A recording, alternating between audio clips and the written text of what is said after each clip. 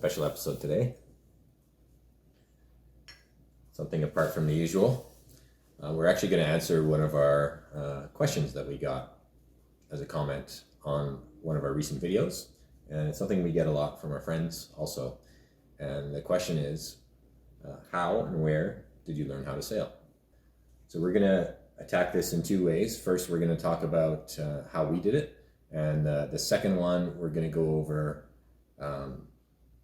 some tips and some tricks and things that if this lifestyle interests you, things you might want to look at to start or to continue your sailing education. So let's start getting into our background first. What piqued our interest? So around 2012, we were at a fancy social event talking to someone who had done quite a few sailing trips in the Caribbean, all sorts of different spots in the Caribbean, but he had a goal to do a longer trip, 3 or 4 months at least, and kind of do the whole West Indies chain from, I think, Grenada up to the Virgin Islands. We had never thought about that before. It was kind of a strange place for us to get the bug to go sailing, because we lived in Winnipeg, which was, you know, the middle of the prairies in Canada. There's not really there's no oceans nearby. There's some lakes, but in terms of opportunities to go sailing, we'd never lived in areas where it was really prominent. So we'd never thought of it as a, hey, let's travel the world by sailboat kind of thing before. Yeah. So now that we were interested, we had no idea where to start. Like, where what would it take to become competent enough to skipper a cruising boat? So our start point, we had no prior sailing experience. We didn't sail as kids. Through our research, we found that we'd probably have to travel somewhere to be able to learn how to sail and take the courses. Otherwise, we'd have to do like weekends here and there, and it would be spread out over months of time, and we just didn't have the luxury of doing that. So we decided, let's take some time and let's go learn somewhere we can learn in like a 2-week period time span, which we did. So we found Blue Water Sailing School, which was in Florida, Fort Lauderdale, and they offered American Sailing Association certifications. Yeah, the curriculum, they had this program called the A+ catamaran. You can do it on a monohull or a catamaran, but we decided we wanted to learn how to do it on a catamaran, how to sail a catamaran. The curriculum, in 1 week of living aboard a catamaran with an instructor, you get 4 of the American Sailing Association certifications, from the basic sailing to basic coastal cruising, bareboat chartering, so that you can take a boat out on your own without a hired captain or skipper, and the catamaran multi-hull endorsement as well. And it was really neat because we could start our education at home. What they do is they send us the textbooks, and then we go through, and then there's little tests within them to make sure that you're prepared for when you arrive. Then they had also an advanced course. So I already talked about the A+ cat. They had one that's called the C+, which is your advanced coastal cruising and coastal navigation. We ended up doing those two. They're each week-long course. We did them back to back.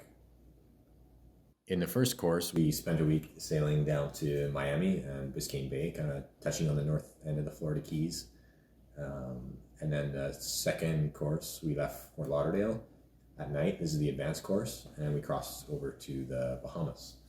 It was kind of cool spending most of the time in the Bahamas, away from the hustle and bustle of the eastern Florida, the coast, Miami and Lauderdale. So once we were done these courses, now we had our skipper tickets. Now what?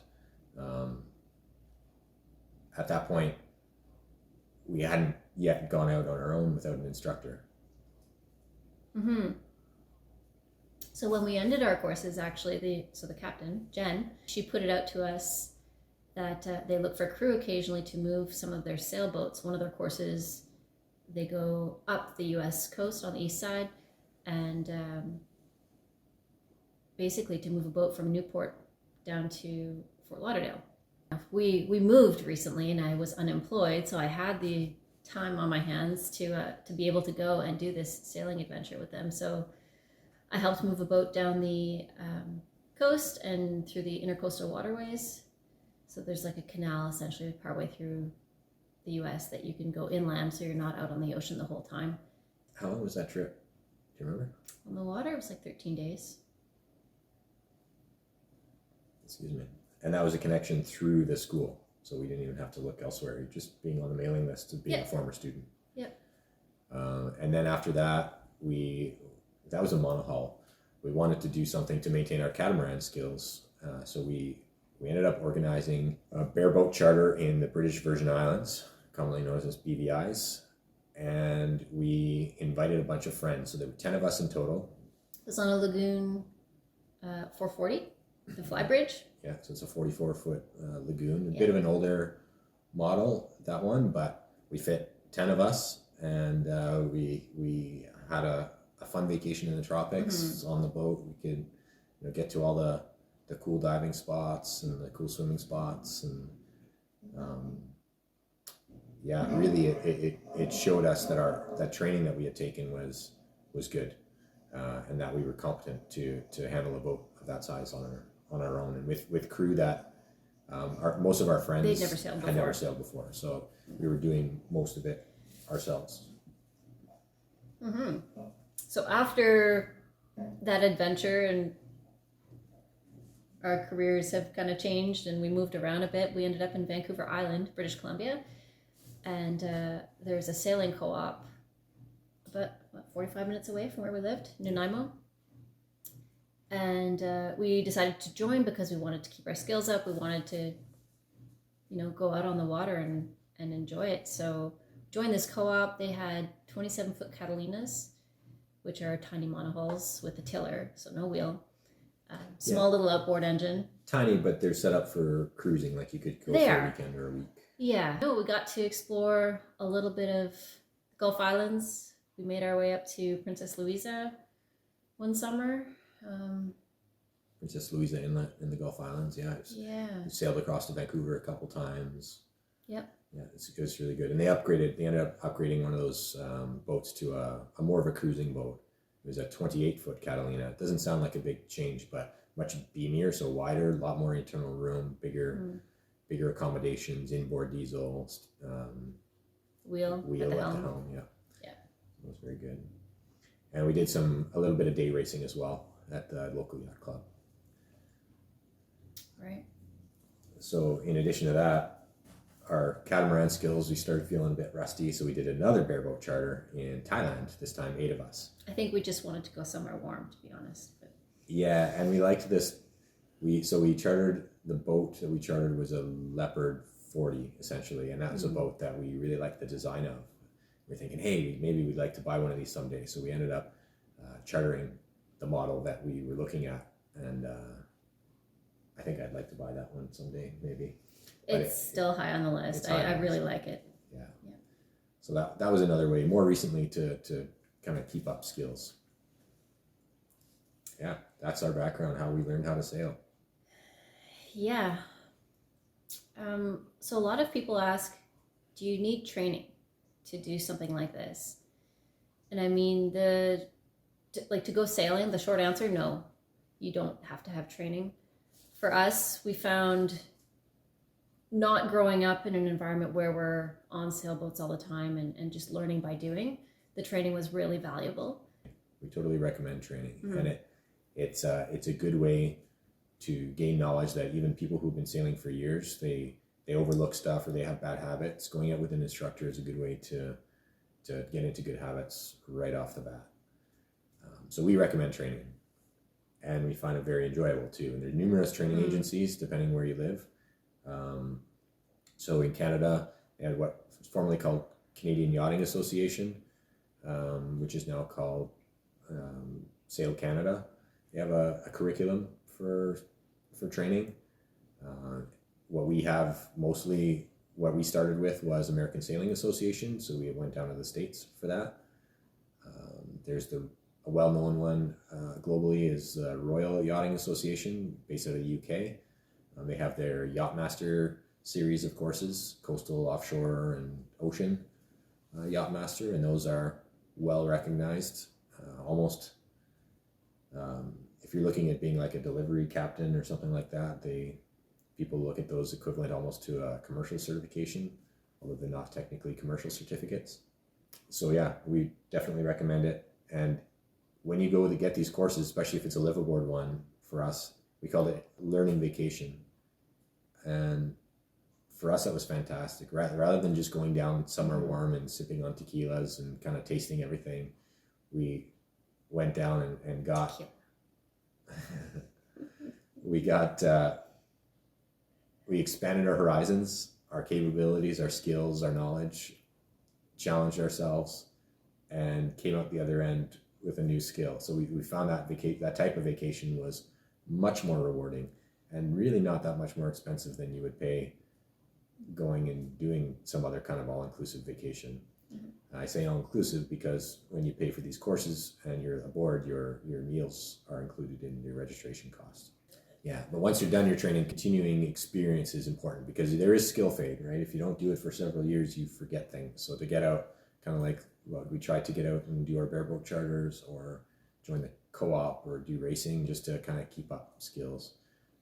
And doing other marine things. Like we volunteered as volunteer marine search and rescue crew for several years, RCM SAR, or the Canadian Marine Search and Rescue, and that kind of helped us be comfortable on and around the water as well. Mm-hmm.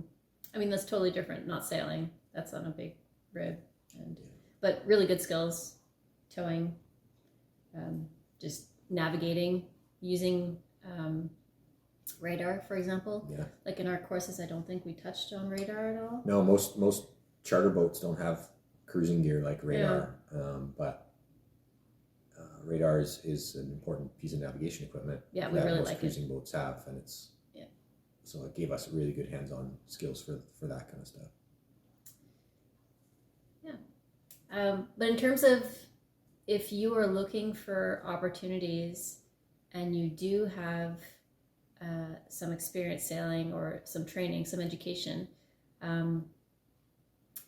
tons of things you can do. I mean, like we started sailing on other people's yachts, which financially speaking, it makes a whole lot of sense because you're not incurring the expenses of running the boat, maintaining the boat, when things break, all that kind of stuff.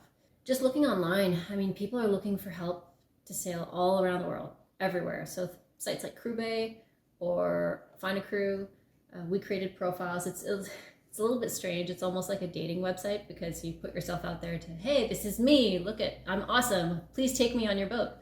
But at the same time, you have these captains who, they might be just one person and they want to do a long passage, and it's challenging to do that solo. So they're looking for qualified people to come and help. And if you have those qualifications, then it makes you much more desirable than, just some person who says, hey, I've never sailed before, but I want to learn. Please choose me. Yeah, and there are those opportunities too. You can go on another boat without a lot of experience or any experience. Yeah. I've actually written we won't get too much into the weeds here. I've written a full blog post about that on our website, onfileandtime.com. I'm going to put the link in the description of this video. Mm-hmm. So if this is something that interests you, you can have a look at these type of opportunities and what you can do to get out there yourself. And that's about it. I guess our takeaway is if you think that this might be something you like, our suggestion is just try it. We didn't grow up as sailors. It just kind of something piqued our interest. For us, it was a conversation at a social event. For you, I don't know, maybe it's our videos or somebody else's videos or some other friend that got you interested in sailing. But yeah, try it. Maybe take a look at the training agency, see if you can take a week or two off of work and go get certified. It's definitely worth it. There is a lot to learn and to discover. It's a whole sailing and nautical things are a whole other language that you have to learn, and that's why having the book knowledge before you go is valuable, so you can be speaking the same language as the instructor when you're on the boat. You don't have to own your own boat or buy your own boat in order to learn how to sail. As you know, we've learned how to sail and we haven't owned a boat yet other than our kayaks. That said, it will probably make you want to buy a boat. You know, since doing the training, we've been considering buying a boat. We just haven't gotten around to it yet. But yeah, once you learn and you know what you're doing, you're going to want to own a boat. So just be warned. Dun, dun, dun. I think that's it. Yeah, thanks for watching. We'll see you next time. Bye.